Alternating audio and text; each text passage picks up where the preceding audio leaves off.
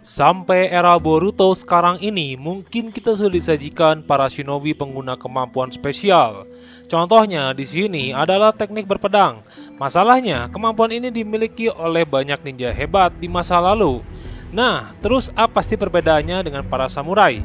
Bukannya keduanya menggunakan kemampuan yang hampir serupa, menggunakan katana juga maksudnya. Dan di masa lalu ada beberapa shinobi yang dikatakan mahir dalam kemampuan kenjutsu ini.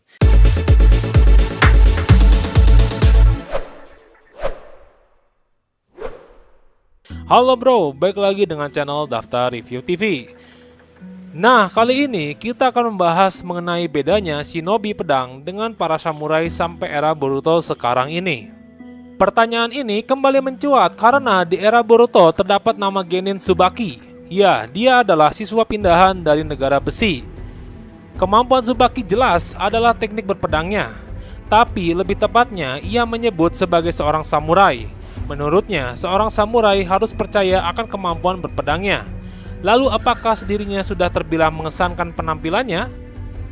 Sejauh ini belum sih. Yang menarik perhatian kita malahan desanya sendiri. Ya, negara besi, tempat di mana berkumpulnya para samurai sejak zaman dahulu sampai era Boruto ini. Tempat ini dikatakan paling netral, maksudnya tidak memihak kepada negara manapun. Ada peristiwa di masa lalu, rapat 5 kali berlangsung di negara besi yang sangat terpencil dan bersalju. Gambarannya sih seperti menutup diri dari era modern. Mereka masih percaya akan tradisi dan para samurainya. Di kastil negara besi tersebut, dahulu memang menjadi ajang peperangan besar antara Raikage keempat melawan Uchiha Sasuke, serta para kage lainnya. Bahkan Uchiha Obito muncul dan menceritakan semuanya. Yang menarik dari negara besi ini, mereka memiliki pemimpin yang paling dipercaya bernama Mifune. Dia adalah seorang kapten divisi dalam regu aliansi di masa lalu bersama Kakashi, Gaara, dan Kitsuchi. Pertanyaannya, sebagai seorang samurai, apakah mereka ada perbedaan dengan para shinobi katana lainnya?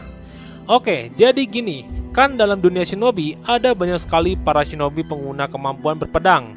Dan salah satu yang paling populer berada di desa Kirigakure. Nah, di sana adalah pusatnya shinobi katana terbanyak. Bahkan, Kirigakure memiliki shinobi 7 pedang legendaris sampai beberapa generasi. Nah, apa perbedaannya? Oke, simpelnya sih harusnya seperti ini. Kalau para samurai, semuanya menggunakan jubah besinya. Sementara para shinobi, mereka hanya berpenampilan biasa dengan katana mereka. Yang menjadi perbedaan kedua, shinobi katana ini masih tergolong dalam kategori ninja. Sementara samurai, ia hanya disebut sebagai samurai, bukannya ninja. Meski keduanya sama-sama menggunakan kenjutsu, menggunakan katana, namun perbedaan yang besarnya di sini. Seorang samurai hanya 100% percaya akan kemampuan berpedangnya.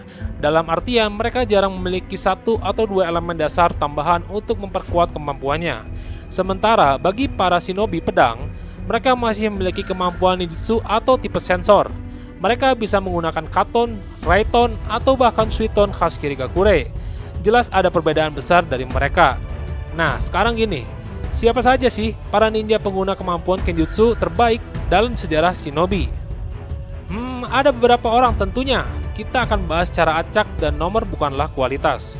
Yang pertama adalah Mangetsu Hozuki. Dia adalah seorang ketua dari 7 shinobi katana. Mangetsu adalah kakak dari Suigetsu. Kemampuan berpedangnya sangat mengesankan. Bahkan konon, ia satu-satunya orang yang bisa menggunakan 7 pedang legendaris Kirigakure. Akan tetapi dalam setiap penampilannya, Mangetsu lebih sering diperlihatkan identik dengan Hiramikari. Dalam Edo Tensei pun, ia adalah anggota 7 shinobi katana yang tidak berhasil untuk disegel. Maka dari itulah kemampuannya sangat jelas mengesankan di masanya. Kedua adalah Kisame. Hoshigaki Kisame adalah bagian dari shinobi katana Kirigakure. Kemampuannya begitu khas di masa itu dengan pedang Samehada miliknya yang ia rebut dari pendahulu. Kisame sendiri adalah anggota Akatsuki yang paling terampil menggunakan kemampuan berpedang, bahkan di atas Juzo Biwa. Selain itu, Kisame adalah salah satu anggota terakhir Akatsuki yang gugur. Ketiga adalah Zabuza. Momochi Zabuza memang dikatakan sebagai iblis dari Kirigakure. Kemampuannya sangat mengesankan dalam menggunakan pedang Kubikiri Bucho. Kemampuannya ini bahkan diakui oleh Kakashi. Nah, Zabuza adalah salah satu pendekar pedang terbaik dalam dunia shinobi. Ia muncul kembali saat di Edo Tensei. Keempat adalah Chojuro. Kalau sekarang ditanya siapa shinobi paling mahir dalam kemampuan pedang, salah satunya adalah Chojuro.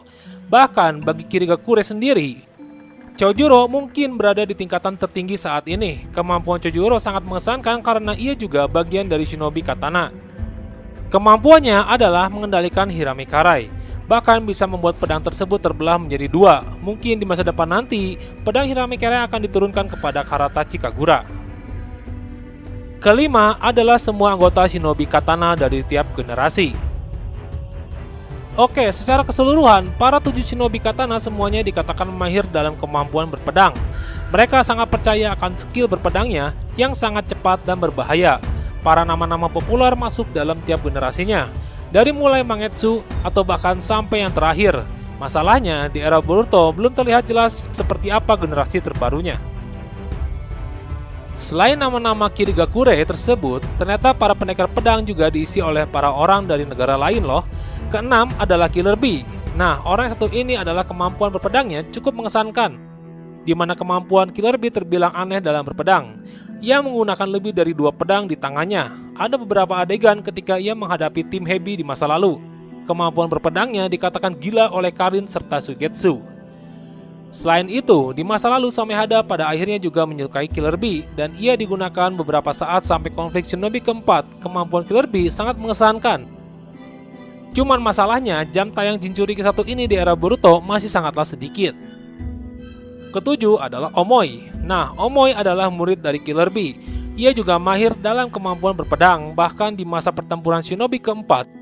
Kemampuan Omoi mampu mengimbangi pedang Kiba milik Ameyuri Ringo. Omoi sendiri pernah muncul sebagai pengawal dari Raikage Darui. Ia dianggap sebagai salah satu yang terkuat dalam kemampuan berpedang di desa petir tersebut. Lalu bagaimana dengan Konoha? Ya, sebenarnya Konoha Gakure juga memiliki para shinobi yang mahir dalam menggunakan kemampuan Kenjutsu. Salah satu yang paling populer tentunya Uchiha Sasuke. Uchiha Sasuke memang terkenal bakat dalam menggunakan senjata dan sampai saat ini dengan satu tangan sekalipun, Sasuke masih mengesankan dalam kemampuan pedangnya. Bahkan nih, Sasuke bisa memanipulasi Chidori atau bahkan Amaterasu ke dalam katananya. Dan teknik ini pernah diperlihatkan beberapa kali di era Boruto ini. Selain nama Sasuke, sebenarnya Orochimaru juga mahir dalam menggunakan kemampuan Kenjutsu. Shinobi 1 ini juga memang banyak bisanya sih. Orochimaru memiliki pedang legendaris Kusanagi no Tsurugi, salah satu dari tingkatan pedang Totsukanya Itachi. Bahkan sangat mahirnya pedang tersebut bisa bergerak dengan telepatinya Orochimaru. Dengan pedang ini, Raja Kerak Enma mengatakan jika Orochimaru akan sangat sulit dihadapi. Selain itu, Kusanagi ini juga sudah beberapa kali dimunculkan saat menghadapi Jinchuriki Naruto, Raja Kera Enma, dan Sarutobi serta kemunculannya dalam Yamata no Orochi. Nah, sebenarnya banyak sekali orang yang mahir dalam kemampuan katana dalam dunia shinobi. Bahkan, para organisasi elit seperti Anbu harusnya juga ada yang mahir dalam kemampuan tersebut. Bagaimana menurut pendapat kalian? Nah, itulah tadi pembahasan mengenai perbedaan shinobi katana dan samurai, serta para pengguna pedang terbaik tersebut.